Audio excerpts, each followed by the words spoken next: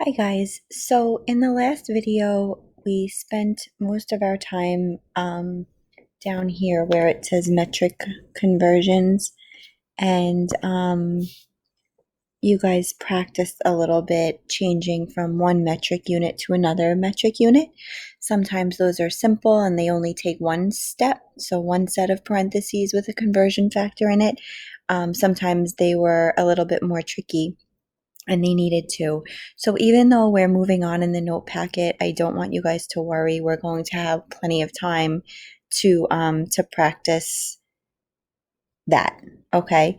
What we're going to look at today is pretty much the same exact thing that we did with these metric conversions, but it's going to incorporate some English system units too. So, for example, like for mass, grams is a metric unit.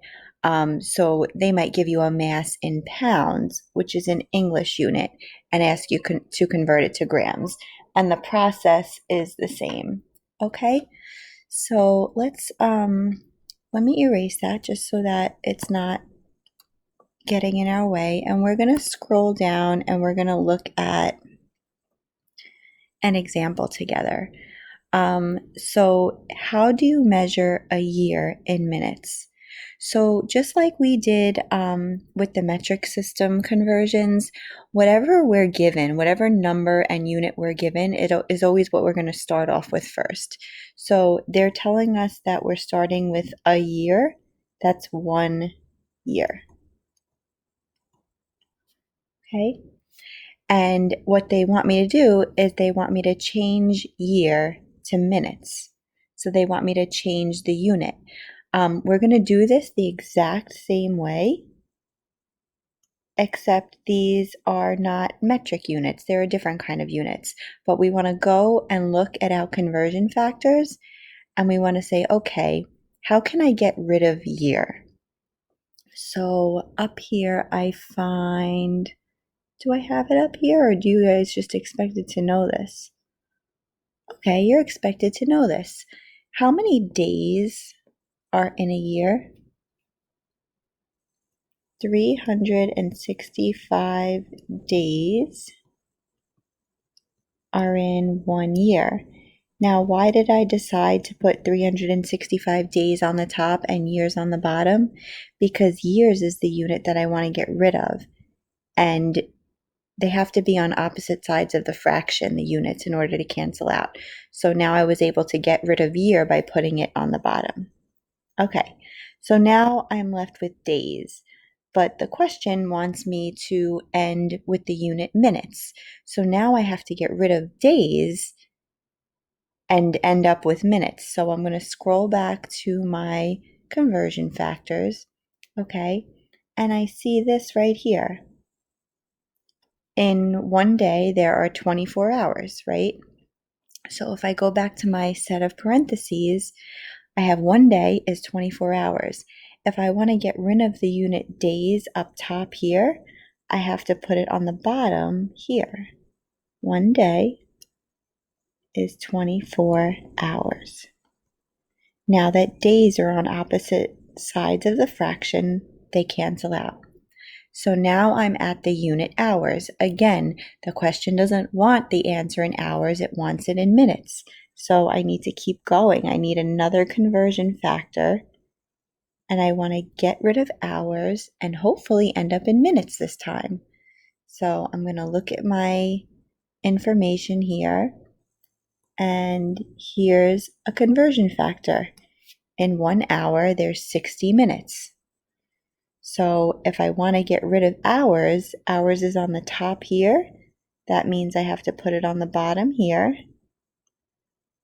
In 1 hour, there's 60 minutes because hours are on opposite sides of the parentheses. They cancel out. And now the unit I have left is minutes, and the unit they are asking for is minutes. So that's how you know you're done. If you guys could take out your calculators, again, you solve this the exact same way we did when we were doing our metric conversions. You're going to multiply all the top numbers first. So in your calculator, you're going to do 1 times 365 times 24 times 60. Hit equals. See what you get. Then you're going to divide by 1 equals, divide by 1 equals, divide by 1 equals. Now, because these all happen to be ones, they're not going to change your answer. But if those were other numbers, that's how you would do it. You would just divide by each one, hit a equals in between each one, and you'd get the right answer. So the answer comes out to be 525,600 minutes in 1 year. Sounds familiar, right? Okay. The next one is a little funny because if I'm going with the rules that we talked about before, I said whatever you're given in the question, that's what you're going to write down first, right? So I'm given the speed of light, 3 times 10 to the 8th meters per second. So how is this example already different from this one?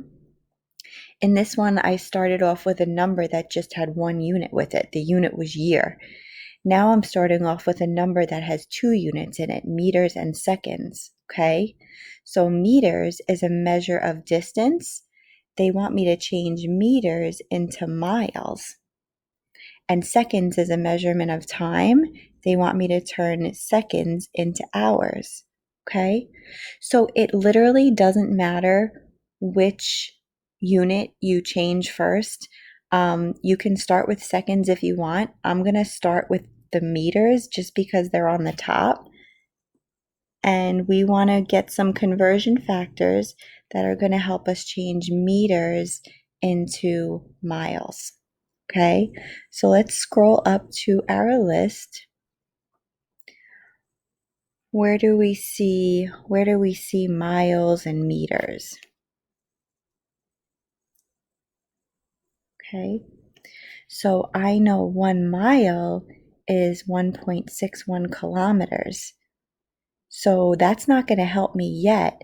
I can't change meters to miles, but I can change kilometers to miles. So I want to get the meters into kilometers first, right? So I know that 1 meter is 10 to the negative third kilometers. So let's go down and get rid of meters. 1 meter is 10 to the negative third kilometers. Now that meters is on the bottom, I can get rid of this meters on the top. Okay, now I have kilometers. So now I can go ahead and use this conversion factor right here. 1.61 kilometers is 1 mile. And again, guys, we're canceling units. So if I want to get rid of kilometers, I want to put kilometers on the bottom and miles on the top. So kilometers now cancels out. So now I did this part of it. I have miles, so that's good. I can stop there. The next thing I want to do is get this seconds on the bottom over here. I want to get that seconds to turn into hours. Okay, so if I go up to my list and I look at the time section, right? If I have, what am I at?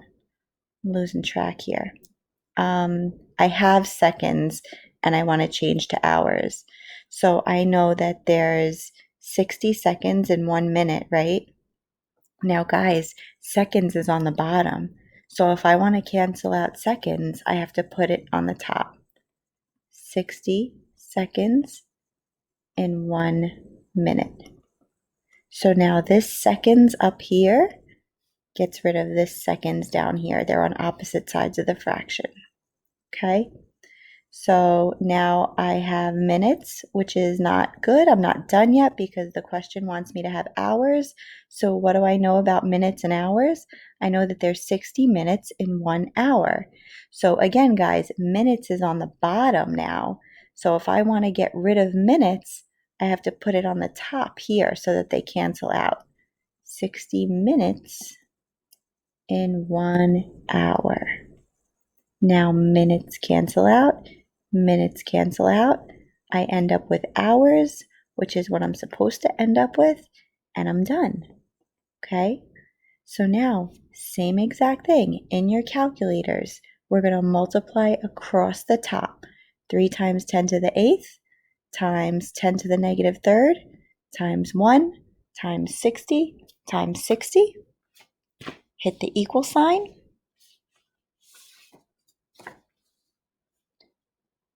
And then divide by 1, divide by 1, divide by 1.61, divide by 1, divide by 1. You just divide by everything on the bottom. Okay, and you get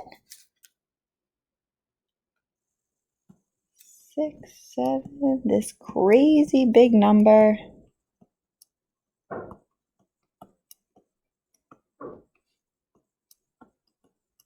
Miles per hour. Okay, and we know that in science, when we have very, very long numbers like that it's nicer just to write it in scientific notation. So I'm just going to do 6.7 times 10 to the 8th miles per hour. And you can kind of think like, does this answer make sense? If you think about the speed of light, you know it's very, very, very fast. So when you're comparing like driving in your car 65 miles an hour, think about how fast that feels. The speed of light is going to move much faster than that. So it makes sense that it's a much bigger number if our units are miles per hour. Okay. So I'm going to have you guys stop here. I just want you to kind of fill in your note packet, and we'll do a lot more practice when we're together in class. Okay? Have a good day.